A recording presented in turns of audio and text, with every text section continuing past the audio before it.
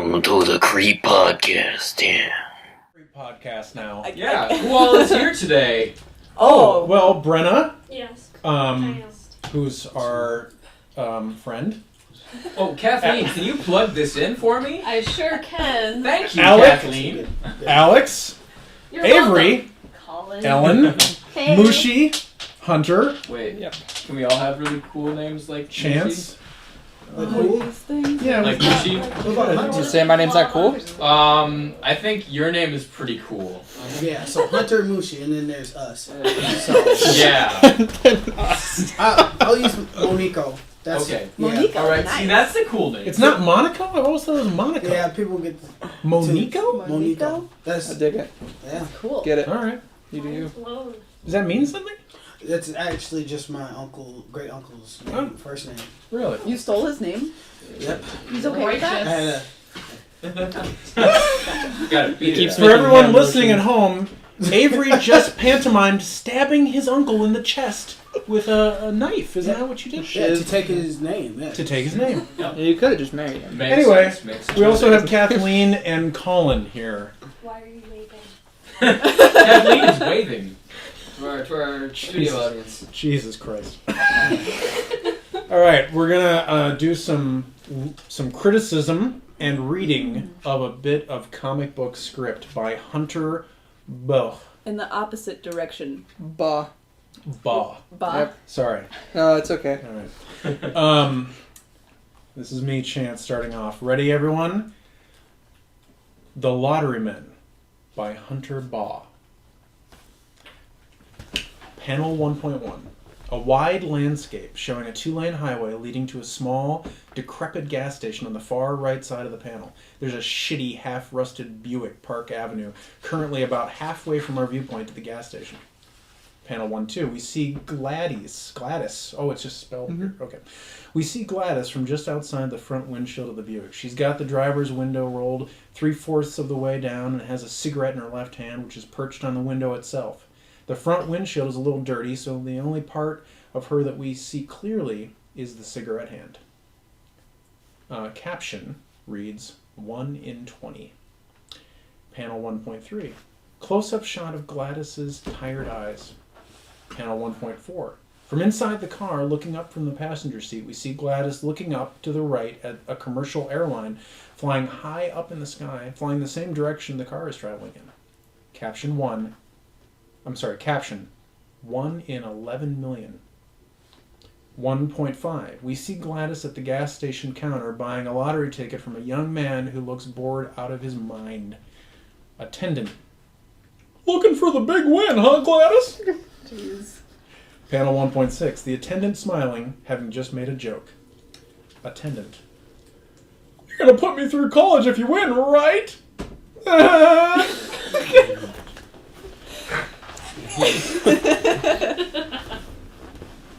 Next panel. From the side, Gladys and the attendant looking at each other. Gladys has a horrific scowl on her face, whereas the attendant looks uncomfortable. I was just kidding. Next panel. The same angle as the previous panel, with the attendant smiling meekly. He's hoping to defuse the situation. Gladys is having none of that shit. Next panel. Gladys stepping out the door. She says the line in this panel without looking back at the boy. Pay for your own fucking college, freeloader. From just behind Gladys's right shoulder, we look at the lottery ticket she's just bought. 112 million. Yes, fucking please. Caption, 1 in 292 million. Panel 2.5. A large screen in an undisclosed and immensely modern office shows video camera footage from the gas station. The footage is a little fuzzy and in black and white, but Gladys and the attendant's interaction can be clearly seen. The outline of 2 men in blue suits can be seen on either side of the frame. Did I just say that line? Mm-hmm. Pay for your own fucking college, freeloader. Antisocial. Good. Is there a percentage on her yet? Compliance estimate is set at 49% at the moment, though we don't have a full data set just yet. I've got a good feeling on this one. Let's recommend her to Atticus.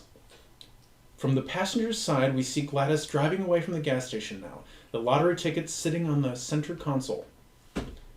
Caption, bit of a gamble, isn't it? Gladys, sitting in the motel room that she lives in, looking at a shoddy television as lottery numbers are announced. Caption, someone has to. From behind Gladys, the final numbers are announced on the television screen. 1, 2, 99, 80, 5, 16, 44. The screen also shows that the current winnings have gone up to 150 million. Gladys's hand holding the ticket tight. The numbers match. What? Gladys, eyes wide, looking at the television screen. Gladys, looking at the ticket with her mouth open. Gladys, fainting, her head falling towards the desk. A fancy-ass door from the decadent hotel in Las Vegas. A room service attendant with a tray of food covered with a lid, the way you've seen them in cartoons, is reaching for the door handle. Caption, 6 months later. We follow the room service attendant as he steps into the room, which is spotless and beautiful. There is sunlight pouring into the room from the balcony, and midday Las Vegas can be seen out the windows. We see Gladys's general form laying face down on a table, covered with towels on her body and head. She's facing away, so we can't quite see that it is her just yet. There is a masseuse with his hands massaging her back. Your pizza, Mom! Already? Damn, Carlo, you can stop now. Gladys, still in a towel, hovering happily over the pizza, she looks remarkably better. Her skin is obviously being well taken care of. She has fancy makeup and a flattering haircut on, as well as a pearl necklace around her neck. She actually almost looks hot now. The pizza is hot. Steam can be seen rising up from it. Guess money really does buy happiness. Yeah, Gladys, standing at the open door of the balcony. It is nighttime now, and she is illuminated by the lights of the city in a fancy black dress that makes her seem thin and young. She's got fancy earrings in her ears now, and some rings on her fingers. She's sipping from a champagne glass. The bottle can be seen on the table next to her. From Gladys's perspective, she raises a glass to the city as a toast. To Las Vegas. Who owns you now, you bright, beautiful bitch? From Gladys's perspective again, a man's arm reaches over and meets her glass with his own, also filled with champagne. We can't see Tom yet, just his arms reaching out. We can tell he's wearing a dark blue suit with a watch in his left hand and brown leather gloves on. Actually, now that you mention it, Gladys, backing into the room, frightened, Tom, tall and handsome with a calm smile on his face, steps into the room with his hands held out, almost like he wants a hug. We can see that he has a glass in one hand and a revolver in the other. He has a watch on the opposite hand as well.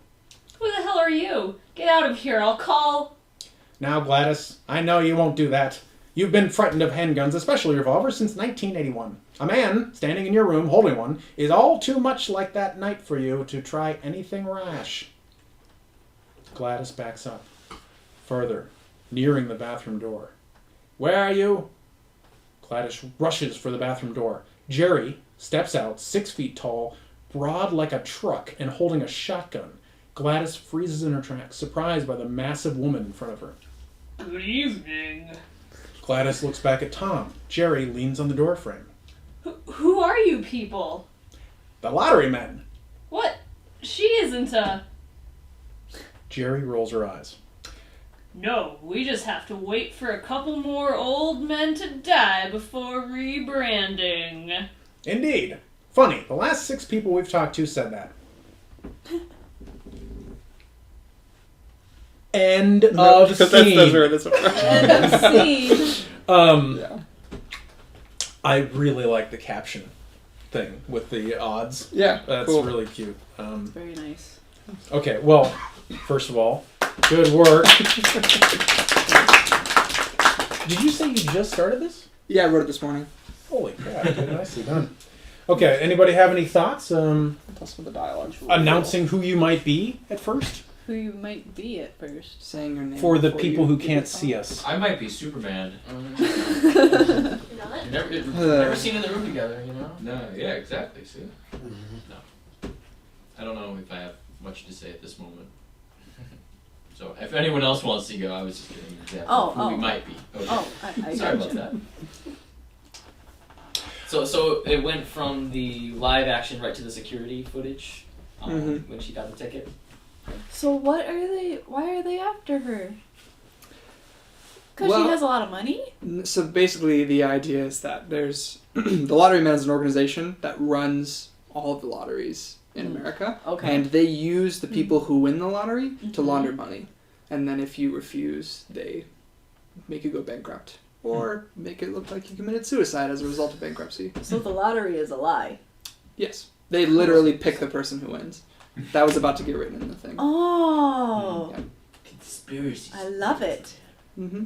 Nobody would ever think of that of the lottery. That's the point. And then the type of people who buy lottery tickets all the time would not be newsworthy in the traditional sense. Like no one's gonna care if some 40-year-old lady wins the lottery. They'll be like, oh, she won, and then be done with it. Whereas if some college student did or some like young woman did, then if they disappear, go bankrupt, or commit suicide or something, then it's a news story. Otherwise, it's just like, oh, some lady, another one, And so the gang uses this as basically as a cover to launder and do all the crazy things that they do. Wow, Yeah. I love it. Scary because like you could be next. Like you're not safe from it because they choose who it is. So there's like, no way you can avoid it. Just Not don't buying a gamble. lottery ticket would be a first step. That in well, history. yeah, that would actually. There we go. I'm a security guard. Are you Safety really? is my business. Are you really? Safety is my business. So cool. Is it really cool though? Well, don't you get to punch people? Yeah. Really? Well, anybody can punch someone. I mean, suppose. it's True. true. Yes. You could punch someone right now. I don't get to punch people. This is chance talking about. I've never, in the line of duty, punched anybody. Oh, that's so lame. Yeah. What's the point of being in duty if you don't get to punch people?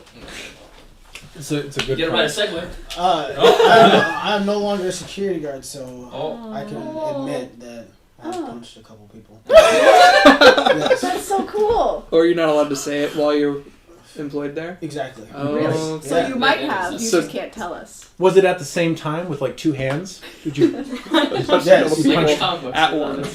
Nice. Yeah, There's no Yeah. match. no match for me, but But anyway, You had the a sword, script. right? That's great. Yeah. The script. It seems like a lot of storytelling with visuals at the beginning, which is good, I think. It's gonna be Just comic, start- right? Yeah, introduce it. Like a one shot? The idea is that it'll be a series of vignettes of various short stories of different people's encounters with the Lotterymen. So this is the opening one where you kind of figure out who they are and what's going on. That way later on I don't have to tell you and I can just reference things. Because there's so many things that you can do with that. The next one is probably going to be about these college students who are math majors who figure out if they... Because this actually recently happened.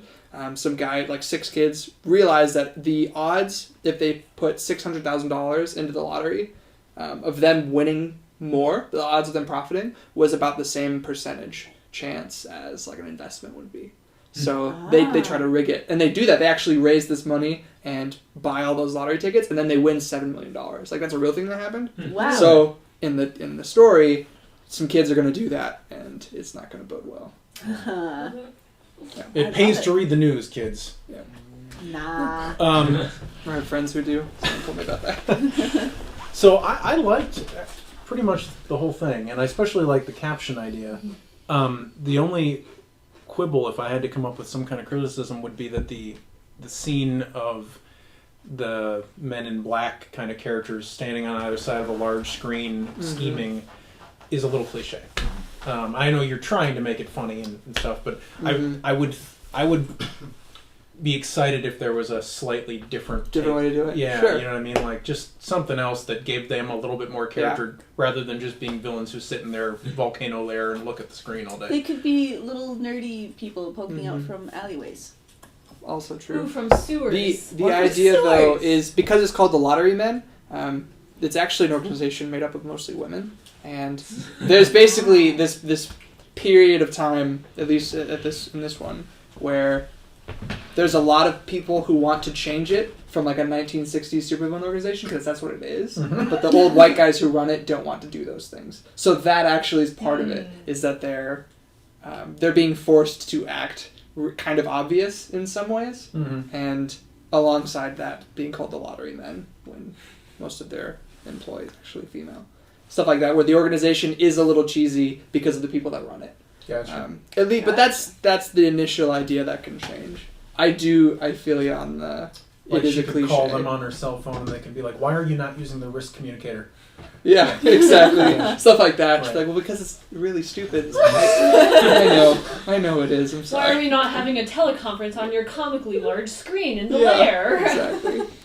What other ways are they powerful? Because like it seems like they're just kind of always magically there to. Well, so catch the up with organization has so much money, and they've bought into so many things. They've been around since the lottery started in the 1980s, maybe even earlier. I think it actually was earlier than that. They've been around, like the Powerball specifically has been around for a super long time. Let me just look that up again. Since the 80s.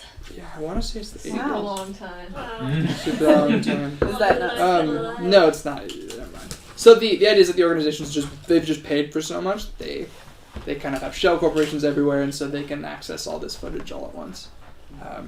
And then the other thing too is that they plan for everything, and there's like high level mathematicians who are kind of in charge.